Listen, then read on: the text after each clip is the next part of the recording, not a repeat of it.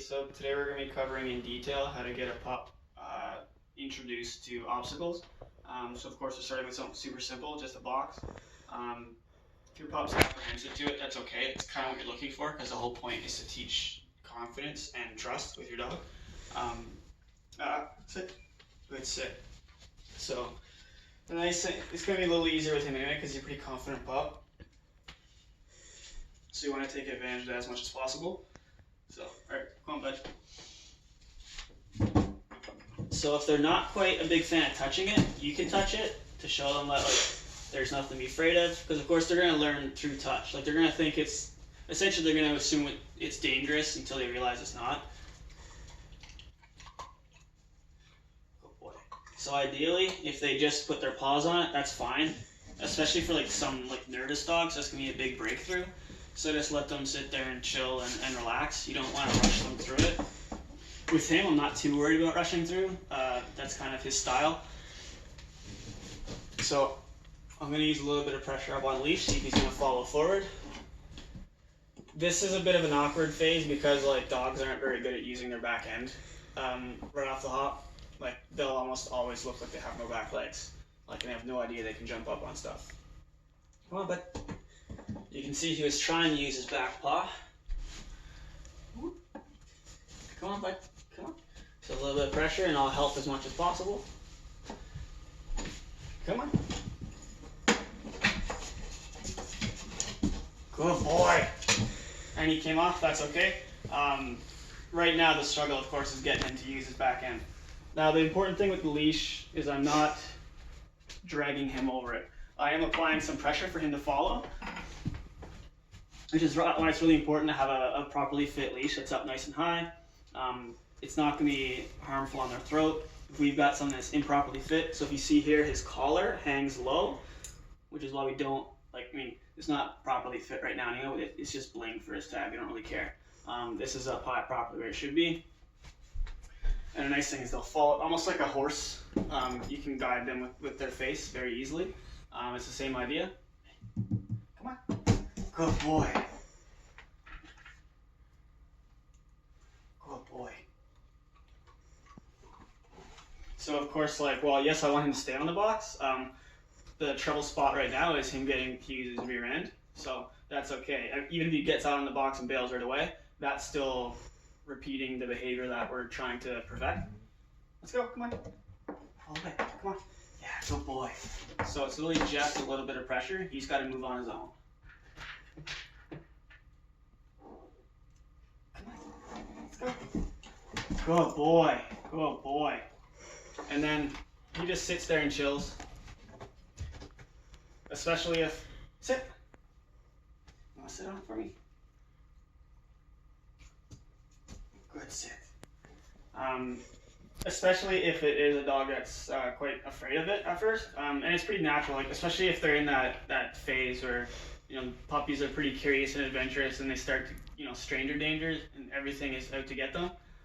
So letting them soak up the fact that this is not at all a dangerous object. The fact that it's wood helps quite a bit. Artificial plastic and other stuff they're a little bit less sure of, and especially if it's slippery, they're going to be less stable on it. So it's going to freak them out a bit more. So you start with literally the most simple thing. Because if you add complication, you never learn something at a complicated level. You always start out with the very simple thing to get the concept down, and then you add complications from there. So if you do have a dog that's timid to this stuff, it's fine going nice and slow. We've had dogs that have taken weeks to figure this out. It is a little easier with puppies because again, you get to take advantage of their ignorance and their curiosity quite a bit. Whereas older dogs that have kind of gotten into their comfort zone, anything that's outside of that, they're going to be worried of. So strange new things will be a little bit of a slower process for them. That's okay. Good boy. And of course, for those dogs, again, as much contact as possible. If the dog's sitting there for 5 minutes just with its paws on there, that's cool. Just let it relax on there. That's totally fine. If they're cool with hopping right up on it, great. That just means you're going to have to progress a lot faster to keep your pup engaged with it, because they'll figure this out pretty quick, and then you got to learn new stuff. But yeah, that's and for this, as simple as this is, you can lay down, it's fine. Try not to fall off. Your butt's gonna fall off soon. And essentially what we're gonna do is like when we teach this command, so now I'm gonna put a word to it. Up, good up. Oh.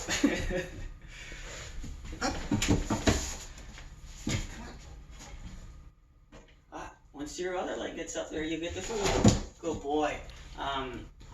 So then of course I'm going to put the word to it, it's up, and once he learns that word, or whatever word you want to choose, once he learns that word, you can use that on other things, park benches, tree stumps, literally anything you think your dog can get up onto.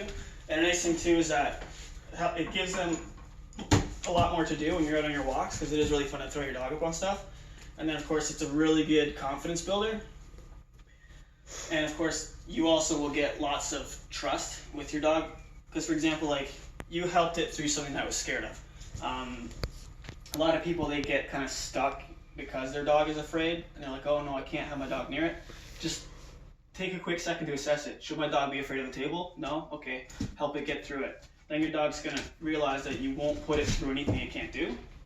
Now the important thing too is that you need to make sure that you're not misplacing that trust. So actually take a minute to think, okay, like, is there any way I can end up making this go wrong? Because you don't want to give any negative associations. One that I come across a lot is like dogs getting their paws stuck or claws stuck in little crevices on the equipment. So usually if it's something I haven't had them on before, I like to inspect it pretty good. Especially like playground equipment often has like a lot of holes in their stuff, and it's very easy for a dog to catch a nail in it. And then there you go, you've got a bit of a troublesome interaction with that. So there is responsibility on your end. You can't just go willy-nilly throwing your dog up on stuff. Come on.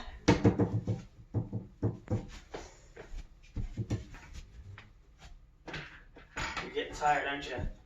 The nice thing, if you do have a really hyperactive dog in the house, this is a really easy way to tire them out. Good up, good boy. And all this obstacle stuff is quite useful for paw placement, and a lot of it does transfer really well to hiking, especially if you go on like not like groomed trail hikes, but actual hikes. Your chances are you're going to be coming across some obstacles, so it's nice to have your dog be able to tackle it, so you can enjoy the hike rather than have to worry about failing on it.